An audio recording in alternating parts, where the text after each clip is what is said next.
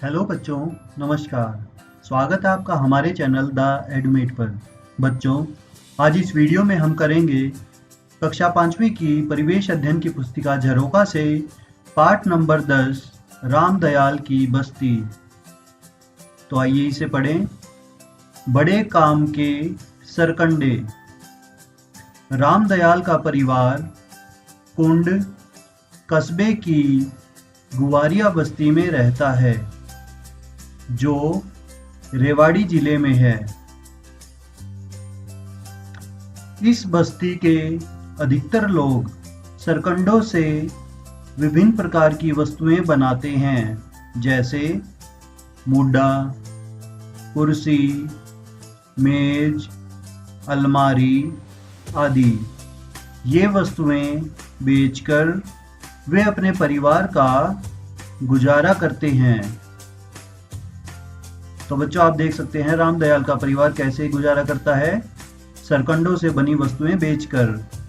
सरकंडों से क्या क्या बनता है? मुड्डा, कुर्सी, मेज, अलमारी आदि। आइए आगे बढ़ें। सरकंडे जंगली पौधे हैं।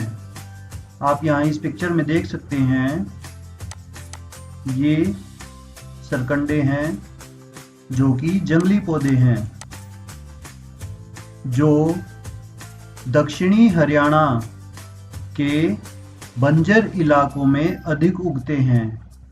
ये हरी पत्तियों से ढके होते हैं। ये पत्तियां चमकीली व धारदार होती हैं।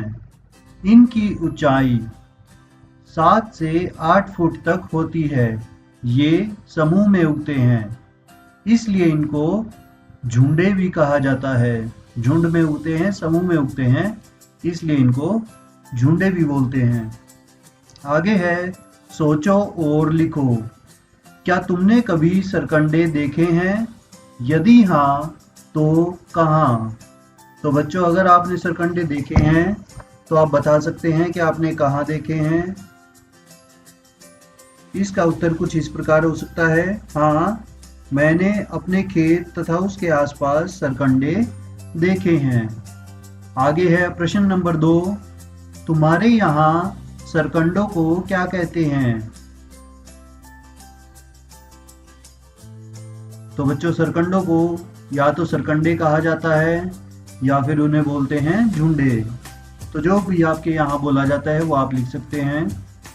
अगला है, तुम्हारी लंबाई कितनी है?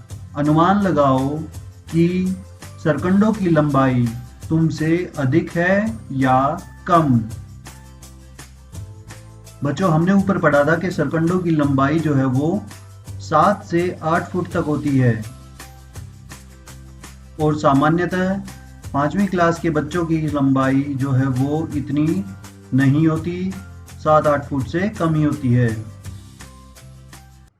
तो आप इसमें लिख सकते हैं कि हमारी लंबाई सरकंडों की लंबाई से कम है। आगे है, तुम्हारे आसपास पाए जाने वाले अन्य किन पौधों की पत्तियां सरकंडों की पत्तियों जैसी पैनी है? तो आपको बताना है कि सरकंडों जैसी पैनी पत्तियां और किन पौधों की है। इसका उत्तर आप अपने अनुसार दे सकते हैं। अगर आपने कहीं ऐसे पौधे देखे हैं तो उनका नाम यहाँ लिख सकते हैं।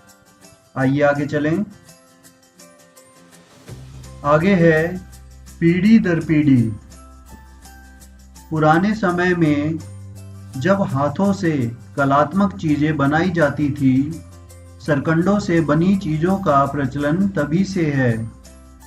रामदयाल के पिताजी भी यही काम करते थे। समय और आवश्यकता अनुसार इसमें बदलाव भी हुए हैं और अब भी हो रहे हैं। अब वह और उसके परिवार के सदस्य भी इसी व्यवसाय से जुड़े हैं। रामदयाल हर साल कुंड की बनी के झुंडों की कटाई का काम लेता है। जो आप यहाँ देख सकते हैं इस पिक्चर में, मुड्डे हैं, रखने के लिए अलमारी है। तो ये सब किन चीज़ों के बने हैं? ये सब बने हैं सरकंडों के। आगे हैं, सोचो और कॉपी में लिखो। प्रश्न नंबर 5, रामदयाल ने मूढ़े बनाने की कला कहाँ से सीखी? तो इसमें आप लिख सकते हैं कि रामदयाल ने मूढ़े बनाने की कला अपने पिताजी से सीखी। प्रश्न नंबर 6, क्या चित्र में दी गई वस्तुओं को तुमने कहीं देखा है?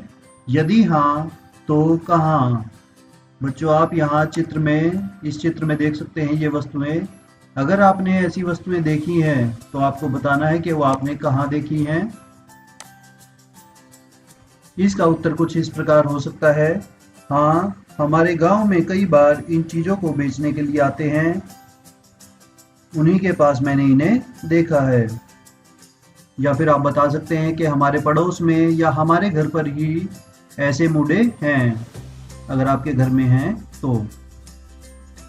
अगला है प्रश्न नंबर 7, ये किससे बनी है और किस काम आती हैं? बच्चों अभी पिक्चर में आपने मूढ़े देखे थे, ये किससे बनी हैं? ये चीजें बनी हैं सरकंडों से। और ये किस काम आती हैं? जो मूढ़े अभी हमने देखे थे पिक्चर में वो बैठने के काम आते हैं।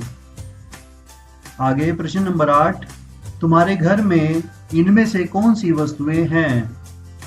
बच्चों अगर उनमें से आपके घर में कोई वस्तुएं हैं तो आप उनका नाम यहाँ लिख सकते हैं कि उनमें से कौन कौन सी वस्तुएं आपके घर में हैं।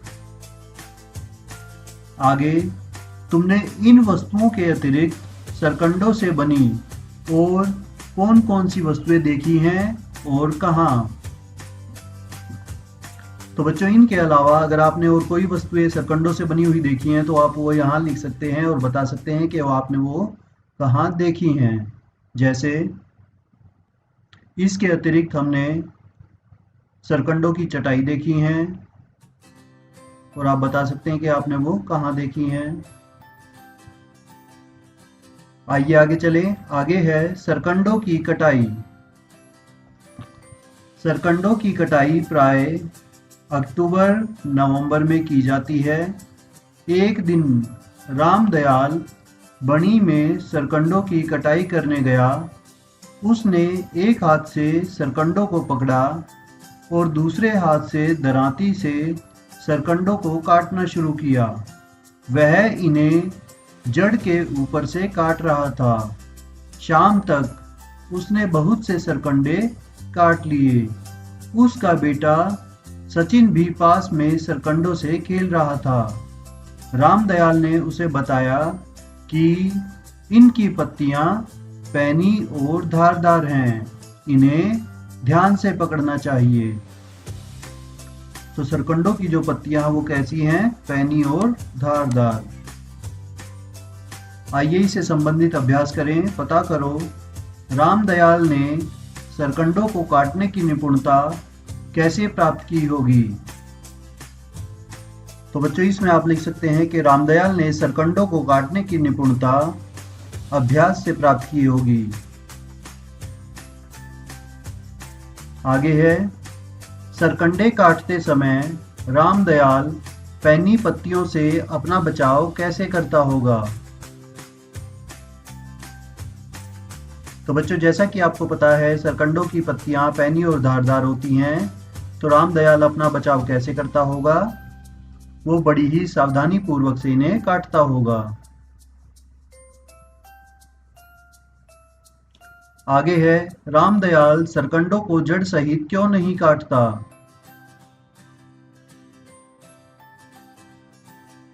बच्चों इसमें आप लिखेंगे कि वह सरकंडों को जड़ सहित इसलिए नहीं काटता ताकि सरकंडे पुनः उग सकें, वो दोबारा उग सकें।